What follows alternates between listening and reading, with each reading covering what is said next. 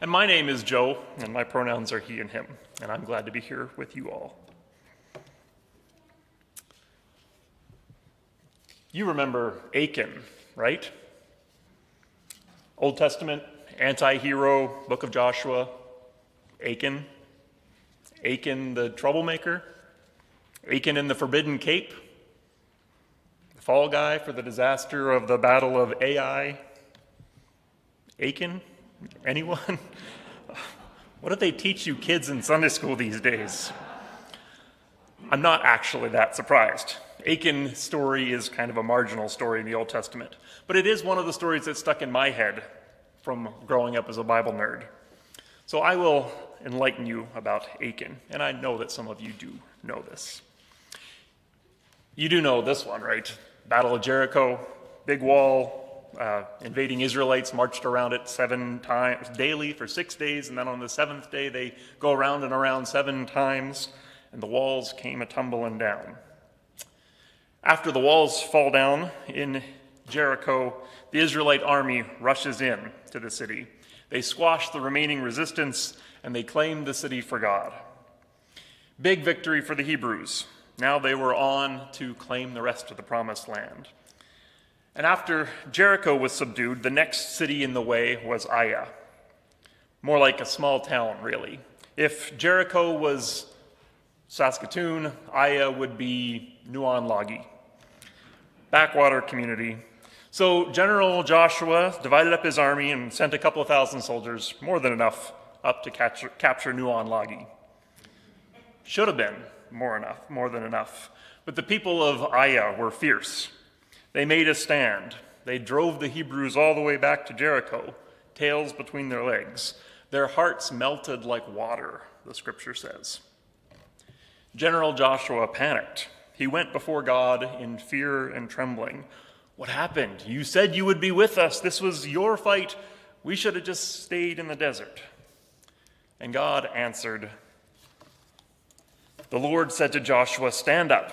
Why have you fallen on your face? Israel has sinned. They have transgressed my covenant that I imposed on them. They have taken some of the devoted things. They have stolen. They have acted deceitfully. They have put them among their own belongings. Therefore, the Israelites are unable to stand before their enemies. They turn their backs to their enemies because they have become a thing devoted for destruction themselves. A bit of backstory. When the walls fell down in Jericho, God sent the Hebrew armies in to capture the city with strict instructions. They were to destroy everything in Jericho. Jericho was to be haram, dedicated to God by destruction. The people would be slaughtered, all of them. Animals were to be killed. Houses were to be burned. Possessions destroyed in the name of the Lord. Bit of an aside, yeah, I got a problem with that. No, I don't actually think that God commanded genocide or the destruction of everything in Jericho. This was a strategic practice. This was a cultural practice, a human tragedy sanitized in the history books by using the name of God. The Bible is filled with tales of human folly. But in the story, as the storyteller says, this was what God wanted. But that's not what happened, apparently. Some things were not destroyed, and God was offended by that. So in the story, God turned against Israel in the battle of Ai. Israel refused to devote themselves to God, and so in their selfishness, they became haram. They became devoted to destruction instead. That's God's message to General Joshua. You lost because you took what belonged to God. Now, what are you going to do about it? So following God's instructions, Joshua tried to make it right. He called all the tribes of Israel before him, tribe by tribe. And somehow God pointed to the tribe of Judah. And so Joshua sent everyone else home, called the tribe of Judah forward, clan by clan, one at a time, and the clan of Zerah was chosen. Same thing, sent everybody home. The clan of Zerah came forward, one at a time, one family at a time. The family of Zabdi was chosen. And from the family of Zabdi, God appointed out the household of Achan. And got our guy. Achan confessed immediately, "I am the one who sinned. After the battle, I saw a beautiful cape and 200 shekels of silver and 50 shekels of gold. I saw them, I wanted them, I took them, and I hid them in the ground underneath my tent." So Joshua sent scouts to confirm, and they found the cape and the gold and the silver under Achan's tent. Busted. So Joshua and his guard took Achan and the stolen cape, the silver and the gold, and his tent, and his oxen, and his donkeys, and his sheep, and his whole entire household, including his children. They took the whole lot into a valley and stoned them to death. Then, for good measure, they burned their bodies, and they piled more stones on top of them, a great heap of stones that remains to this day, again from the perspective of the storyteller. The Valley of Achor, they called it, the Valley of Trouble. Achan's name became a swear word, the Hebrew word for trouble. Oh no, here comes trouble. What an Achan that guy is. Ugh, you're such an Achan. In the story, God accepted this punishment, the sacrifice of Achan's family. And the next time Joshua sent an army up to Nuon-Lagi, the Hebrews crushed the Nuon loggers, burned their city to the ground. Hip, hip, hooray. Yeah, the word of the Lord. Again, problematic story, so many ways. The moral of the story, as I learned it, is that an individual sin never stays that way. I think this story stuck with me as a kid because I easily could have been Achan. I coveted stuff. I saw things I wanted, and I contemplated how easy it would be to just take them. I had secrets under my bed. Nobody will ever know. So this story was threatening. What if people found out? What if my private sins became the ruin of my whole family?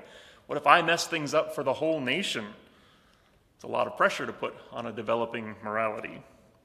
And it is a bit manipulative to lay that on a kid, for sure. But the adult message is legitimate. Choices have consequences. And once choice has been made, the consequences ripple outward beyond our control. That's a key recognition of restorative justice. The impact of a violation goes beyond just the offender and their target. There are no private crimes. There's no such thing as a personal sin. Achan brought trouble to the whole community. That's the first moral of the story. Looking again at the story this week, I noticed that God didn't actually pin the responsibility on Achan alone. Israel has sinned. They have broken my covenant. They have stolen and acted deceitfully. The sin is plural. Achan was the one who confessed, and they found proof he was guilty. As a kid, I accepted this as a miraculous investigation. Somehow God picked out Achan's tribe and then his clan and then his family, narrowing it down eventually to Achan himself out of thousands and thousands of Israelites. One bad apple in the whole orchard. That's how good God is. God can spot that. But come on, really? I've watched Law & Order. That's not how you investigate a crime. If you really want to find who is hiding something under their tent, you start looking under tents. You start checking for suspects with dirt under their fingernails. You really think Achan was the only one in the camp with dirty hands? You think nobody else in the whole nation took the 5-finger discount? Really? I suspect that God said they have stolen, they have acted deceitfully, because it wasn't just Achan. How many tents had stolen goods under them if you can just point to any tribe, any clan, any family, any person and find a stash of loot? 3,000 years later, as a young reader, I felt guilty because I could imagine myself doing what Achan had done. I'm pretty sure that he wasn't the only one who gave in to temptation. You've probably heard the phrase, "There, but for the grace of God, go I." Achan took the blame and paid the cost of his crime. But I could have done the same thing in his place. Could have been anyone. We all make bad decisions. We all break the rules sometimes. Just because I don't bear the consequences doesn't mean I'm innocent. Likewise, just because I'm bearing the consequences doesn't mean that I did anything wrong. Just as the Hebrews were quick to pin the blame for a communal offense onto one individual, so quick were they also to give that personal guilt a collective punishment. They stoned Achan's whole family, including his children. I think that's the other reason this story got stuck in my head as a kid. How fair is that? Where's justice? How can a child take punishment for something their father did? But that's how it works, isn't it? You can't punish just one person. Even if they had only stoned Achan himself, his children still would have suffered that trauma, the financial insecurity, the shame and loss of status from their community. When one person is punished, the tribe suffers. And that's just the direct fallout. You think those who did the stoning, those who carried out the executions, you think they didn't suffer? You think corrections officers don't carry psychological and social costs for the work that they do in our prisons? 5 years ago, according to the John Howard Society of Canada, it cost an average of $115,000 per year to keep someone in federal prison. You yourself paid over $500 in taxes this year towards the criminal justice system. We share the cost of punishment, no matter who it is that we punish. Crime has unintended consequences, and so does punishment. The cost of justice is always shared.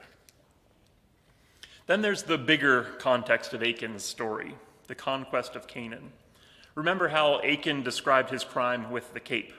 I saw it, I wanted it, I took it, I claimed it as my own. That's exactly what his people, the nation of Israel, are doing. They saw this land. They needed it because they didn't have their own. They decided that they deserved it because it used to belong to their ancestors, and they claimed it as theirs. God wants us to have it. Achan's greed was unsanctioned, while Israel's conquest was sanctioned. But what's the difference? Is it any wonder that a culture of conquest led to individual theft? Achan made his choice. He confessed to it. He could have made a better choice. At the same time, his choice clearly reflected the larger context. Some individuals' choices are much easier than others. Again, there is no such thing as an entirely personal sin. We live in context, all of us, all the time. Injustice and justice both happen in community. The causes and effects of misconduct are collective. Justice is never as simple as good guys and bad guys, victims and perpetrators, plaintiffs and defendants, guilty and not guilty. Not to say that everything is gray or that individuals aren't responsible for what they do. But even when things are black and white, it's still all connected. Individuals make choices in the context of community, and the community bears responsibility and shares the consequences. If we want justice, we have to own that reality. In words that have resounded in the ongoing civil rights movement in the U.S., none of us are free until all of us are free. That's a lot. What do we do with all of that? I have a handful of incomplete thoughts to offer this morning. For one, can we let the complexity of working out justice in community lead us towards grace? I was reminded by my internet friend Science Mike McCarg this week that physiologically, even our bodies are communities. You are 37 trillion human cells and over 100 trillion bacteria wrapped in a thin layer of epidermis and 5 million hair follicles. You are a colony organism, and the bacteria in your gut affect the way you think and feel. Why? Because there are more neurons in your gastrointestinal tract than any other part of your body other than your brain. Your gut thinks, and the bacteria get a vote. Your consciousness comes from 86 billion neurons in your brain that compose hundreds of structures with directly competing priorities, and they have an ongoing debate more severe than any Congress or Parliament about how you're going to think and feel and act at any moment. And when a vote is called and someone wins, the dissenting pieces pout. We are deeply conflicted organisms, and that's why grace is so important. We have been shaped as a species over millions of years to have trouble arriving at decisions to deal with the incredible uncertainty of life. I feel like a single consciousness. I think in one inner voice in my head most of the time, but I am actually a community in conflict with itself as well as with the outside world. And I have trouble making decisions because I often get those decisions wrong. The diversity slows me down. It keeps me from getting too far ahead of myself. The trouble is by design. It's there intentionally. The cellular biology is beyond me, but I see 2 points in there. For one, community is how we deal with the raging uncertainty of life. The diversity among us, even the conflict between us, actually serves a purpose. It helps us to thrive in a harsh, natural world. Some of what we have labeled as divergent, subversive, deviant behavior, from the extreme macro view, some of that is entirely natural and even purposeful. Take that stereotypical aggressive, angry muscle man. Now I'm scared of him. It's easy to think the worst of a guy like that. But I don't know, a couple thousand years ago, guys like that are protecting my clan from our enemies. They're bringing down the wild animals. They're dragging us through hard winters. Aggression and violence are not particularly admirable traits in our current society. But you can see where they come from, what purpose they served. That doesn't excuse bad behavior, doesn't make anyone less accountable for their choices, but can it open the door for me to see them with a bit more understanding and grace? We are human animals, working out our history of violence and our tenuous place in the ecosystem with flawed equipment. And 2, that struggle isn't just out there, it's literally happening within me as well. My biological grip on self-control and socially acceptable behavior is just as tenuous. This is Charles Whitman. In 1966, some of you might remember this, he was known as the Texas Tower Sniper after he killed 15 people on a university campus before he was shot and killed by police. In his suicide note, he asked that an autopsy be performed on his brain because he wanted them to find the source of his increasingly violent impulses. And sure enough, doctors found that Charles Whitman had a brain tumor pressing on his amygdala, a region of the brain crucial for emotion and behavioral control. There were physiological reasons for his compulsive behavior. And again, this reality doesn't give license for bad behavior or undo the damage that it does. At the same time, I have to be careful about my judgments and my condemnations because this is the human condition. That same frailty is within me. It's woven into the biological realities. There, but for the grace of God, indeed. Grace is essential in community. Justice is extremely complicated. Headlines and courtrooms and TV dramas try to distill the essential facts, try to uncover what really happened, trying to make critical, unbiased judgments. You want motive, means, and opportunity, guilty or not guilty, black and white.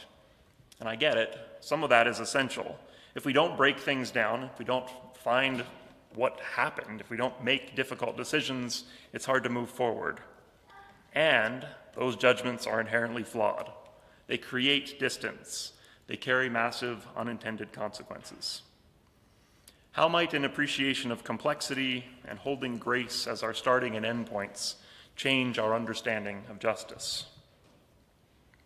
Like I said, lots of unfinished thoughts this morning. Another one. Most of the time, in community, you and I are not directly involved in situations of criminal justice. Some of us are, most of us not. Most days I'm not a victim or an offender. I'm not law enforcement or a lawyer or a judge. I've never even been called for jury duty. So where does that leave me? It's tempting to say, well, I'm not part of this. I just keep my distance. I put up a tall fence and I hope that crime never comes my way. But that's the separation. That's the illusion of crime and punishment as individual rather than collective. Restorative justice asks all of us to take part. Most of the time, I think, our role as community is to bear witness to the pain and the grief and the complexity of injustice. I talked a couple of weeks ago about being willing to enter into the pain of being a victim, allowing ourselves to experience the loss and grief, to let go of the illusion that we are in control and that everything is okay. That's hard to do as an individual. We need people around us to hold space for us to enter in. They need to keep it together while we fall apart. They need to carry on so that we can rest for a while. They need to remind us that there is life on the other side of this and to offer support, whatever support we need to get us there. And the them is us. We all need that when we're on the receiving end of the harshness of life. And that's the kind of community we need to be for others, to bring true justice through the path of healing. We saw a great example of this with the Humboldt Broncos bus crash. The community, all of us, entered into the pain of that loss. We stood with the families. We felt the grief ourselves. We provided what help we could. We brought hope as we could, and in time, we participated in healing. Hashtag Humboldt Strong. This is us. We're going through this together. Contrast that to the division caused by the shooting of Colton Bushy by Gerald Stanley. Again, a community disaster, pain in all directions, and the community did enter in, sometimes offering hope and healing, but most of the time there was a lot of judgment, a lot of separation. Of course, it's a different situation. There's faults and failures in all directions. And it's understandable that we rushed to judgment, we pointed fingers, we got all defensive about our biases and our justifications.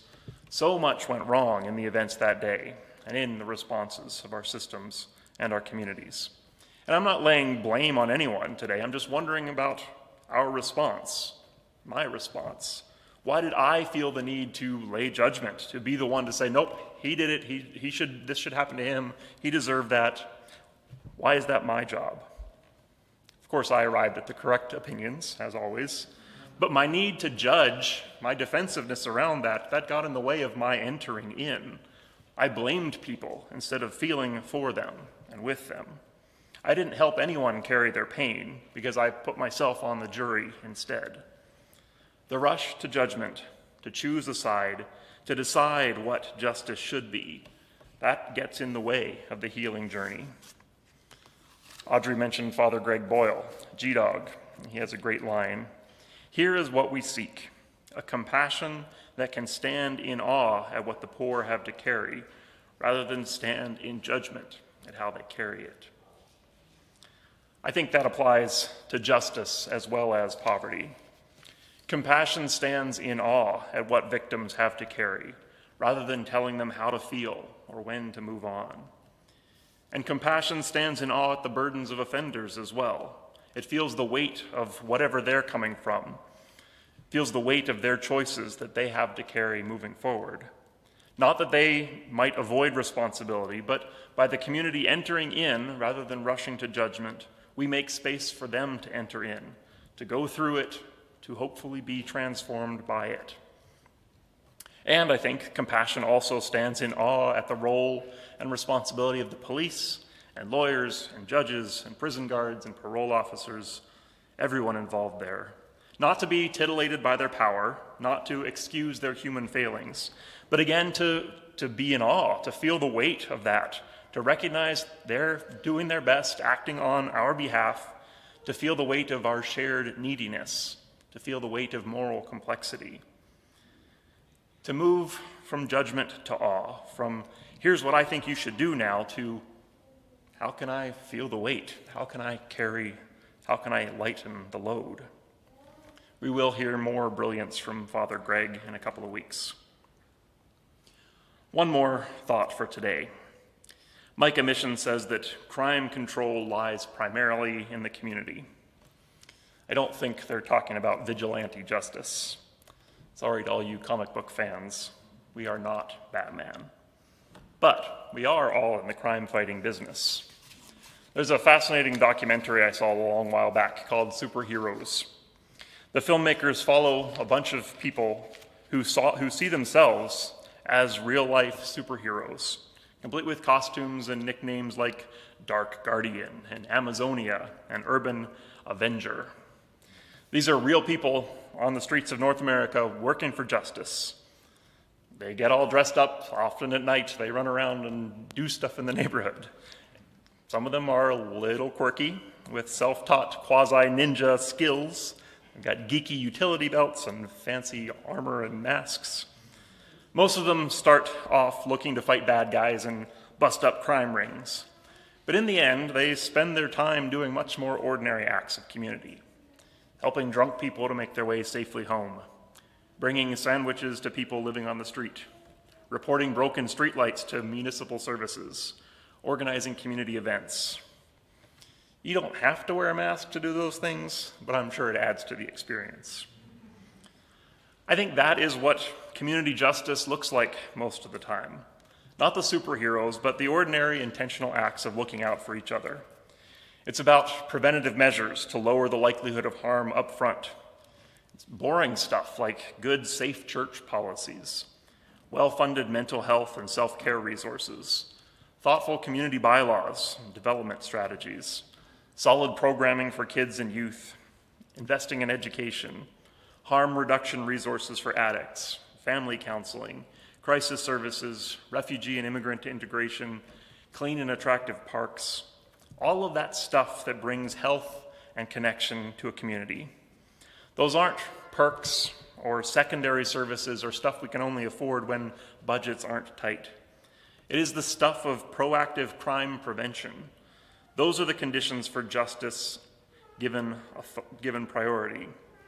Healthy communities make for healthy people, creating the conditions for people to make good choices rather than threatening punishment for bad ones. Our scripture this morning says that we are called to be ambassadors for reconciliation. Good local politics, community development, healthy organizations, that's what ambassadors for reconciliation do. So again, don't see justice work as separate from you, something that other people do.